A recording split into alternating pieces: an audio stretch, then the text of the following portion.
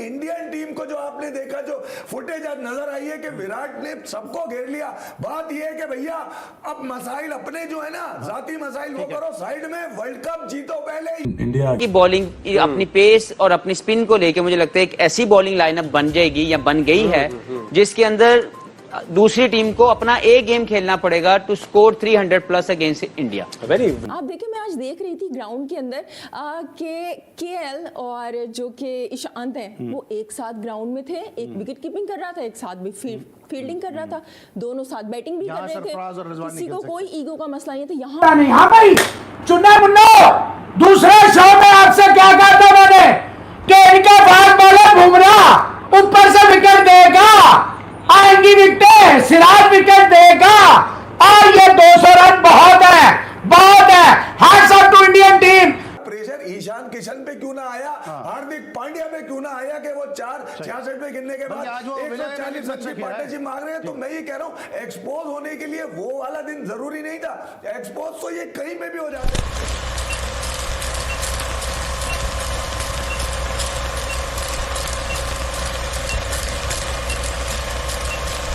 थोड़ी देर पहले श्रीलंका और इंडिया की टीमों के दरमियान मैच अपने अख्ताम को पहुंचा और यहां पे 41 रन से कामयाबी हासिल की भारत की टीम ने और पाकिस्तान के लिए अब एक मौका फराहम कर दिया, एक रास्ता फराहम कर दिया कि पाकिस्तान जो है वो श्रीलंका को हरा दे और श्रीलंका को हराने के बाद फाइनल तक रसाई हासिल कर सके। लेकिन मैं अपने गुज़िश्ता शो में भी ये बात कर रहा था कि अब तक एशिया कप की हिस्ट्री में ऐसा हुआ नहीं है कि पाकिस्तान और इंडिया एशिया कप के फाइनल में एक दूसरे के मद्दे मुकाबिल हों। लेकिन साथ साथ जनाब इस जीत की खुशी जहां इंडिया में मनाई जाएगी यकीनी तौर पर, जहां हमारे स्टूडियो में मनाई जाएगी यकीनी तौर पे, वहीं इंडिया की इस खुशी को जो है वो पाकिस्तान के कोच ने भी सेलिब्रेट किया। ग्रैंड बैट्समैन ने कहा कि इंडिया का बहुत बहुत शुक्रिया कि इंडिया ने हमें शिकस्त देकर हमारी गलतियों को एक्सपोज किया और हम उन गलतियों पे अब जो है वो काम करने की कोशिश करेंगे और उसके बाद फिर श्रीलंका के खिलाफ जो है उन गलतियों को हम रेक्टिफाई करने की कोशिश करेंगे। आज के शो में मगर मैंने जो मिस किया ना अली, वो मैं पिछले कई सालों से कहता आ रहा हूँ पाकिस्तान क्रिकेट के लिए, और यकीन जानिए कल की इस हार, देखिए हार होती है टीम की, बिल्कुल नहीं, आज श्रीलंका भी हारा है, 40 रन से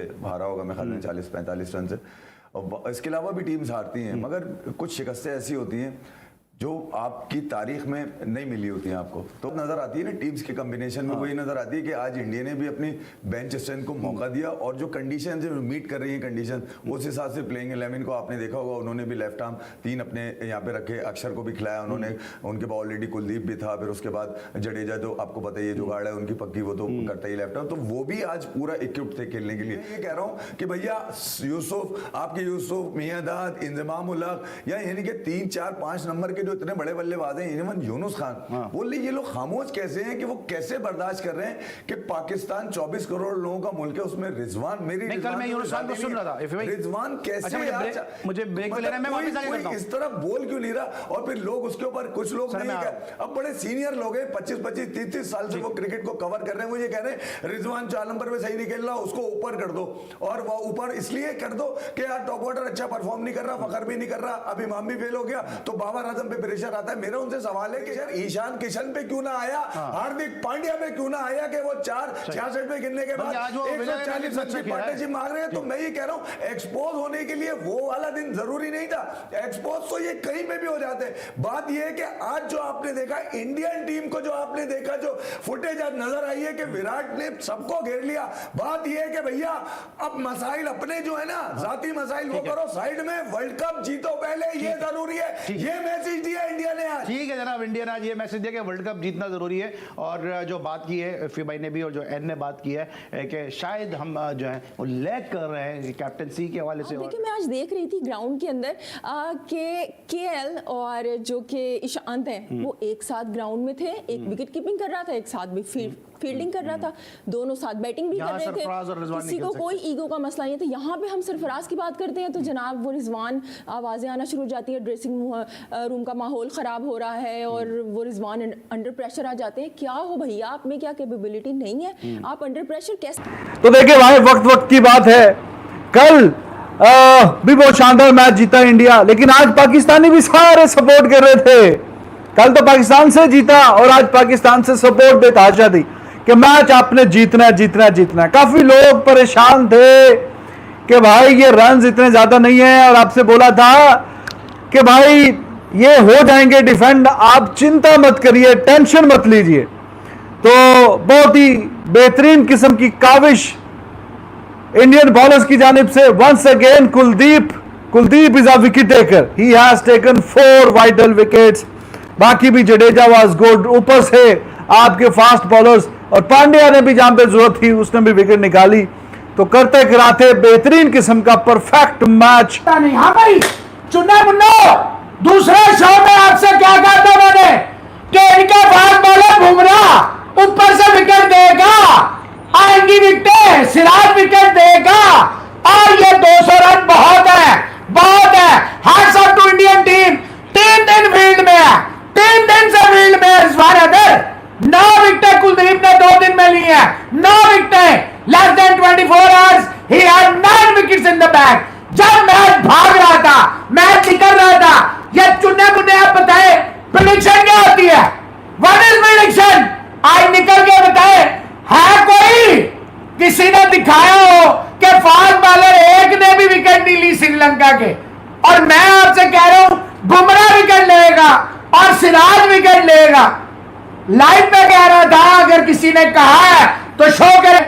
आज रोहित शर्मा की कप्तानी, आज इंडिया की ग्राउंड फील्डिंग, एक से एक बढ़ के कैचेस, राहुल का, रोहित शर्मा का, सूर्या का, हर एक का कैच, हर एक का कैच। रिजवान हैदर बता रहा था कि इंडिया जीतने के लिए उतरा है। लानत है उन पे, चाहे वो पाकिस्तान के एक्स क्रिकेटर है, चाहे वो आम लोग हैं जो कहते हैं इंडिया जान के हारेगा, जान के रन कम किए हैं। अब श्रीलंका को कहे क्यों जान के हारा, अब कहे क्यों जान के हारा?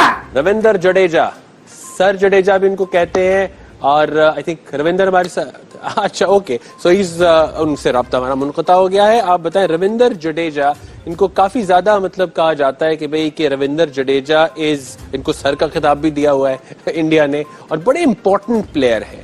तो आज एक मर्तबा फिर उन्होंने दिखाया कि ही इज द गाय जो कि इनको जब भी जरूरत होती है तो ही जस्ट चिप्स इन। जी, एक्सपीरियंस ऑलराउंडर हैं और अपनी लिमिटेशंस को बहुत अच्छे तरीके से जानते भी हैं, और जब ये बॉलिंग करने आए या बैटिंग करने आए तो बहुत ही इम्पैक्टफुल परफॉर्मेंसेज देते हैं। टेस्ट के अंदर, वनडे के अंदर, T20 के अंदर, तीनों फॉर्मेट के अंदर इनका जो रोल है वो बड़ा ही शानदार रहा है इंडिया के लिए, इंडिया की कामयाबी में बड़ा अहम रोल प्ले किया। लेकिन इनकी बॉलिंग को इस तरह की कंडीशन और ज़्यादा सूट करती है क्योंकि इनकी जो बॉलिंग करने की पेस है वो 90 के पास है, 90 किलोमीटर के पास जब आप बॉल करते हैं, और अगर पिच के अंदर हल्की सी भी इस तरह की जो है वो स्पिन मौजूद हो तो आप ज़्यादा लीथल हो जाते हैं। इसीलिए टेस्ट क्रिकेट में जब ये खेलते हैं, वहाँ की पिचेज इंडिया के अंदर ये एक डिफरेंट लेवल के बॉलर नजर आते हैं, और बहुत ही शानदार परफॉर्मेंसेज टेस्ट में भी और आज वनडे में भी, क्योंकि उनको सूटेबल कंडीशन मिली और इसमें नो डाउट कि ग्रिपिंग मोमेंट हासिल करने में जहां जरूरत पड़ी विकेट लेने की और एक इम्पैक्ट डालने की या अंडर प्रेशर करने की, इन्होंने वो बॉलिंग की।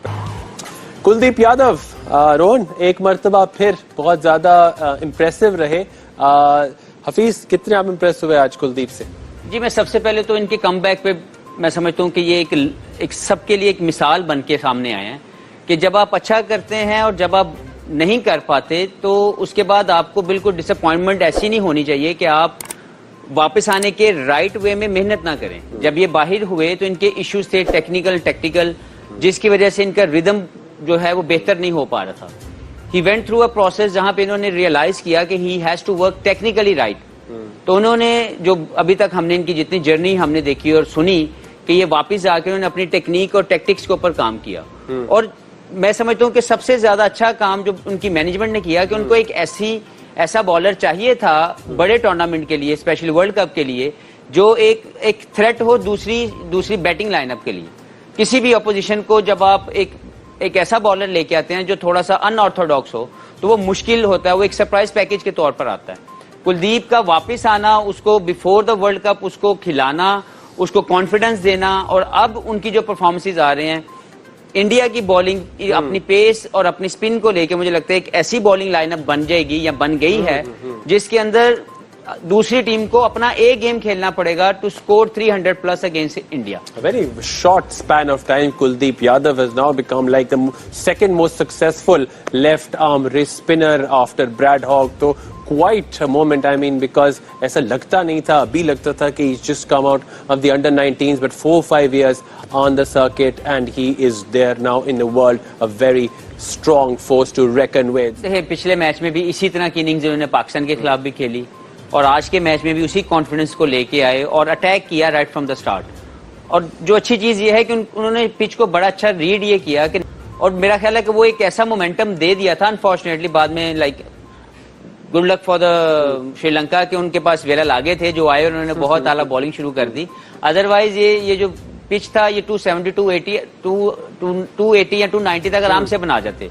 लेकिन जिस तरीके से इनकी इनिंग्स थी उन्होंने एक राइट फाउंडेशन दी इंडिया की टीम को. रोहित शर्मा पर आई मीन ही हैज, हमने पहले भी बात की थी कि इनके पास वक्त लगता है बहुत ज्यादा है, लेकिन जब ये टाइमर है तो टाइम का बड़ा मजा आता है देखने का. Of course not as a fast bowler like you. नहीं, आप लोग तो उसकी पॉज को देख रहे हो, उसकी बॉल टाइम करने का देख रहे हो, लेकिन एक टाइम पे जो ना उसका जो बल्ला सीधा हो गया ना, तो मैं उसकी थिकनेस को देख रहा था कि कितना थिक था वो बल्ला. ऑनेस्टली उस टाइम पे मैं रोहित को नहीं देख रहा था, बल्ले को देख रहा था. तो ये तो ज्यादती है बॉलर्स के साथ, बहुत ज्यादती है.